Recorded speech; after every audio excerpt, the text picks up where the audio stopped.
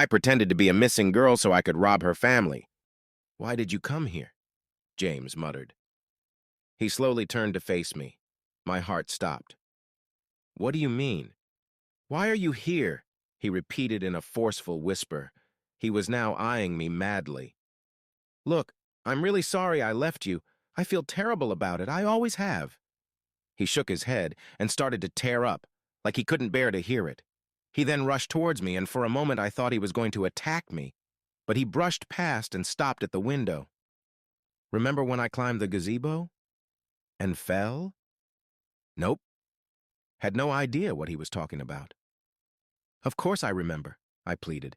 He laughed to himself and then marched right on up to me, grabbing me by the shoulders.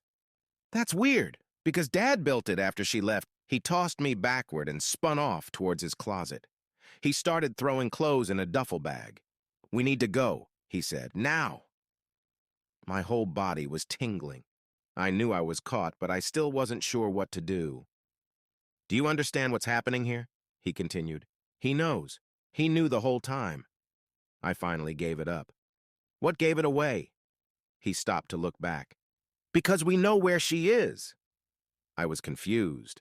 This wasn't in any of the theories I'd read online. Where is she? James shook his head in frustration. He grabbed me by the arm and dragged me to the window. She's right there, he spat with a finger pointed outward. I looked out into the yard past the covered pool where the gazebo sat lifeless and weather-worn, with noticeable chips in its white paint. The fact that James couldn't bear to look at it told me what he was thinking. I frowned. What makes you think that? He rushed back for the bag and threw more things inside. He built it the week she left, he said with emphasis on every other word. And they never use it during the day. Never. I wasn't convinced. James was so young when it happened and clearly torn up over it, as was reported in everything I'd read about the case. When he noticed my skepticism, he huffed an annoyed sigh and turned to a dresser drawer, rummaging through before pulling out what he was looking for and jamming it into my gut. I reached down for it. It was a dirty purple bracelet, all stretchy and rubber. It had her name on it.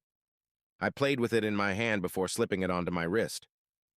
Remy dug that up a couple years ago. That's our dog, by the way, he added sarcastically. Dropped it right at my feet, and I remember it. I remember her wearing it that night. He sounded crazy. He tried to keep his voice down, which only made him seem crazier. Follow for part 8.